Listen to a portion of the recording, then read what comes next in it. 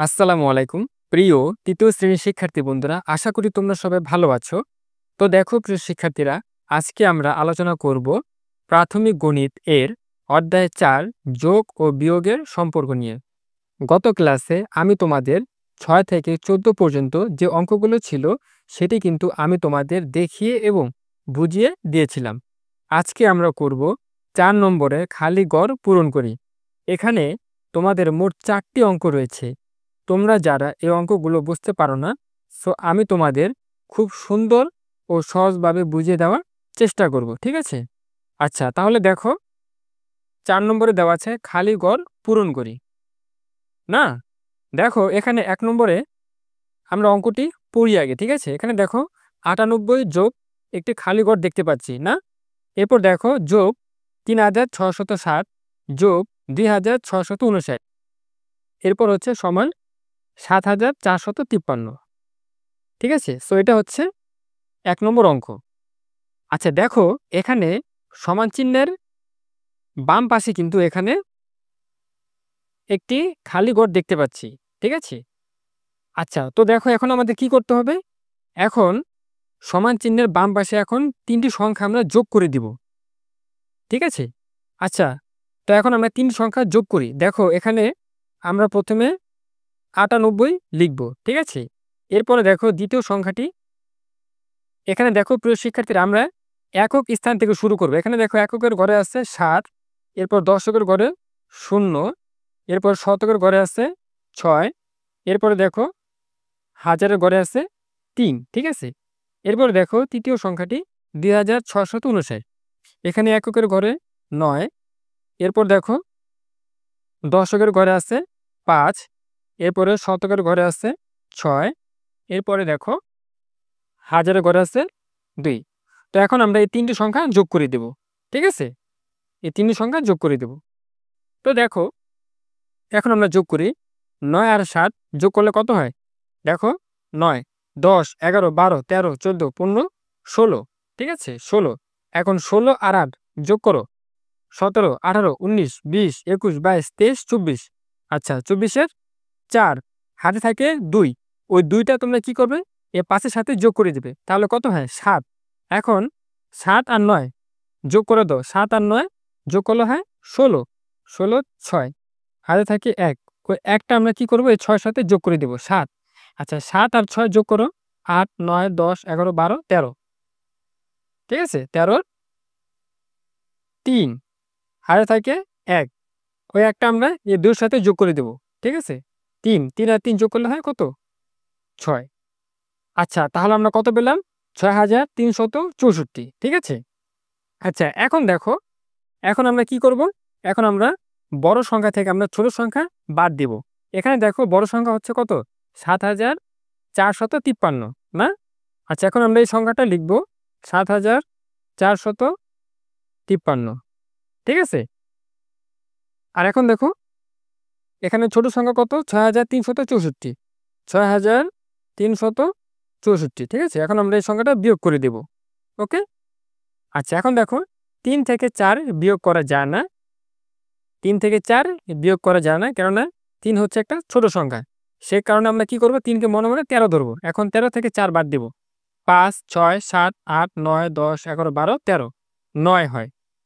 হাতে থাকে ১। ওই ১টা আমরা ৬ এর সাথে যোগ করে দেব ৭। হ্যাঁ? তাহলে দেখো ৫ থেকে ৭ বিয়োগ করা যায় না। সে কারণে আমরা কি করব? আমরা ৫ কে ১৫ ধরব। এখন ১৫ থেকে আমরা ৭ বিয়োগ করব। ৮, ৯, ১০, ১১, ১২, ১৩, ১৪, ১৫। ৮ হাতে থাকে ১। ওই ১টা আমরা ৩ এর সাথে যোগ করে দেব ৪। ৪ থেকে ৪ বাদ দিলে ০। এখন দেখো ৭ থেকে ৬ বাদ দিলে ১ থাকে। তাহলে আমরা কত পেলাম? ১০৮৯। এখন এই সংখ্যাটি আমরা এই খালি ঘরে বসিয়ে দেব। ঠিক আছে? ১০৮৯। ঠিক আছে? এখন তোমরা যদি এই ৪টা সংখ্যা যোগ করো, তাহলে আমরা এই যে ৭৪৫৩ পেয়ে যাব। ঠিক আছে? আশা করি তোমরা ১ নম্বর অঙ্কটা বুঝতে পেরেছো। ওকে? আচ্ছা, এখন দেখো, এখন আমরা ২ নম্বর অঙ্কটা দেখব। দেখো ২ নম্বর অঙ্কটিতে বলা আছে ২৬৮৭৪ যোগ একটি খালি ঘর দেওয়া আছে। আর এখানে দেখো যোগফল কত আছে? ৫৯৩০০। আচ্ছা, এখন দেখো তোমাদের আমি একটি নিয়ম শেখাবো, বা তোমরা এই নিয়মটা তোমরা খাতায় লিখতে পারো। খাতায় লেখার কারণ হচ্ছে তোমাদের মনে নাও থাকতে পারে, ঠিক আছে? সেই কারণে তোমরা নিয়মটা খাতায় লিখে রাখো। এখানে দেখো, শেষে যদি খালি ঘর থাকে, তাহলে কি করবে? তাহলে বড় সংখ্যা থেকে ছোট সংখ্যা বিয়োগ করে দেবে। আমি আবারও বলছি, তোমরা খাতায় এটা নোট করে রাখো, বা তোমরা এটা লিখে রাখতে পারো, ঠিক আছে? শেষে যদি খালি ঘর থাকে তাহলে তোমরা কি করবে? বড় সংখ্যা থেকে ছোট সংখ্যা বিয়োগ করে দেবে। মাঝখানে যোগ চিহ্ন থাকলো কি বিয়োগ চিহ্ন থাকলো সেটা তোমাকে দেখতে হবে না, ঠিক আছে? এখানে শেষে খালি ঘর আছে, তুমি কি করে দিবে? বড় সংখ্যা থেকে ছোট সংখ্যা জাস্ট বিয়োগ করে দিবে। ওকে, আচ্ছা, তাহলে দেখো এখানে বড় সংখ্যা কত আছে। দেখো, বড় সংখ্যা আছে 59,300। আর এখানে ছোট সংখ্যা আছে কত? 26,874। জাস্ট এটা আমরা বিয়োগ করে দেব। এখন দেখো, 0 থেকে 4 বাদ দেওয়া যায় না, কেননা 0 ছোট সংখ্যা। এখন আমরা কি করব? শূন্যকে মনে মনে 10 দেবো। এখন 10 থেকে আমরা 4 বাদ দেব। তাহলে 10 থেকে 4 বাদ দিলে 6 হয়, হাতে থাকে 1। ওই একটা আমরা সাথে সাথে যোগ করে দেব 8। এখন 0 থেকে 8 বিয়োগ করা যায় না, সেই কারণে আমরা কি করব? শূন্যকে মনে মনে 10 দেবো। এখন 10 থেকে আমরা 8 বাদ দেব, বাদ দিলে 2 পাই, ঠিক আছে? আচ্ছা, হাতে থাকে 1, ওই একটা আমরা কি করব? 8 এর সাথে যোগ করে দেব 9। হ্যাঁ, এখন দেখো 3 থেকে 9 বিয়োগ করা যায় না, আমরা কি করব? 3 কে মনে মনে 13 ধরবো। এখন 13 থেকে আমরা 9 বাদ দেব, 10, 11, 12, 13। 4, হাতে থাকে 1, ওই একটা আমরা 6 এর সাথে যোগ করে দেব 7। 9 থেকে 7 বাদ দিলে 2। 5 থেকে 2 বাদ দিলে কত? 3। এখানে আমরা কত পেলাম? 32,426। এখন এই সংখ্যাটা তুমি এই খালি করে বসিয়ে দিবা, 32,426। এখন এখন কি করবে? এখন এই সংখ্যাটা আর এই সংখ্যাটা যদি যোগ করো তাহলে এই সংখ্যাটা তুমি পেয়ে যাবা। ওকে, তাহলে আশা করি প্রিয় শিক্ষার্থীরা তোমরা 2 নম্বর অঙ্কটা বুঝতে পারলে। আচ্ছা, এখন আমরা দেখব 3 নম্বর অঙ্কটা। দেখো 3 নম্বর অঙ্কটিতে কি বলা আছে? 3004 বিয়োগ শেষে খালি ঘর আছে। এরপর দেখো এখানে কত আছে? 2655, ঠিক আছে? আচ্ছা, আমি কি বলেছি এর আগে? শেষে যদি খালি ঘর থাকে আমরা কি করব? বড় সংখ্যা থেকে ছোট সংখ্যা বিয়োগ করে দেব। মাঝখানে প্লাস চিহ্ন থাকলো কি বিয়োগ চিহ্ন থাকলো সেটা আমাদের দেখতে হবে না, ঠিক আছে? আচ্ছা, আমরা কি বলেছি? শেষে যদি খালি ঘর থাকে আমরা কি করব? বড় সংখ্যা থেকে ছোট সংখ্যা বিয়োগ করে দেব। এখানে বড় সংখ্যা কোনটা? 3004, তাই না? আচ্ছা, 3004। আর এখানে ছোট সংখ্যা কোনটা? 2655। 2655, জাস্ট এটা আমরা বিয়োগ করে দেব। এখন বিয়োগ করি। 4 থেকে 5 বিয়োগ করা যায় না, কেননা 4 হচ্ছে ছোট সংখ্যা আর 5 হচ্ছে বড় সংখ্যা।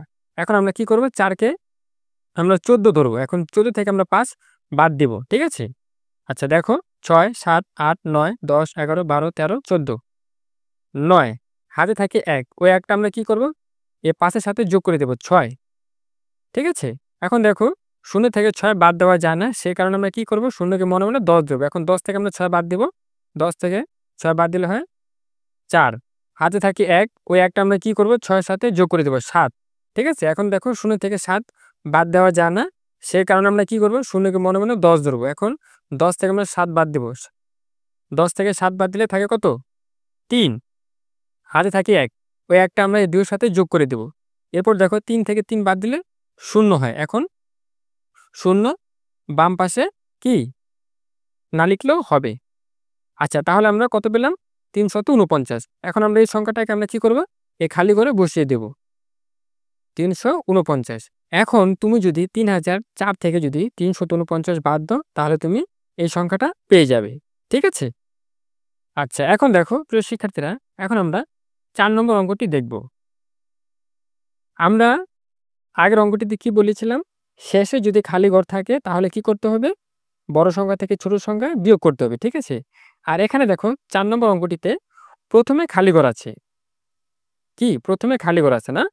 আচ্ছা, যদি প্রথমে খালি ঘর থাকে তাহলে কি করবে? তাহলে তোমরা যোগ করে দিবে। তো দেখো আমরা এখন যোগ করে দেব। এখানে কত আছে? 6,483। আর এখানে কত আছে? 3,517। ওকে, আচ্ছা, এখন আমরা যোগ করে দিব।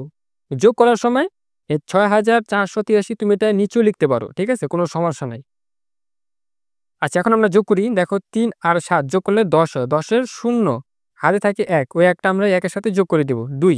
এখন ২ এর সাথে যদি আমরা ৮ যোগ করি কত হয়? ১০, ১০ এর ০ হাতে থাকে ১, ওই ১টা আমরা এই ৫ এর সাথে যোগ করে দিব ৬, ৬ আর ৪ যোগ করলে কত হয়? ১০, ১০ এর ০ হাতে থাকে ১, ওই ১টা আমরা ৩ এর সাথে যোগ করে দেব ৪, ৪ আর ৬ যোগ করলে কত হয়?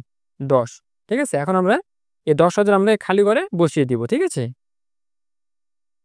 ১০,০০০। এখন ১০,০০০ থেকে তুমি যদি ৬,৪৮৩ বাদ দাও তাহলে তুমি এই সংখ্যাটা পাবা। ঠিক আছে? আচ্ছা, প্রিয় শিক্ষার্থীরা, এখানে এই অঙ্কটিতে মূল যে জিনিসটি সেটি হচ্ছে, যদি খালি ঘর ১ম এ থাকে তাহলে তোমরা কি করবে? তোমরা যোগ করে দিবে। এখানে মাঝখানে প্লাস বা মাইনাস তোমাদের সেটা দেখতে হবে না। ঠিক আছে? আমি কি বলেছি? যদি খালি ঘর ১ম এ থাকে তাহলে তোমরা যোগ করে দিবে। আর যদি খালি ঘর শেষে থাকে তাহলে তোমরা কি করবে? বড় সংখ্যা থেকে ছোট সংখ্যা জাস্ট বিয়োগ করে দিবে। ওকে? আচ্ছা, প্রিয় শিক্ষার্থী বন্ধুরা, আজকের অঙ্কটি এ পর্যন্তই। দেখা হবে পরে নতুন কোনো ভিডিওতে। সে পর্যন্ত ভালো থাকবে। ধন্যবাদ সবাইকে।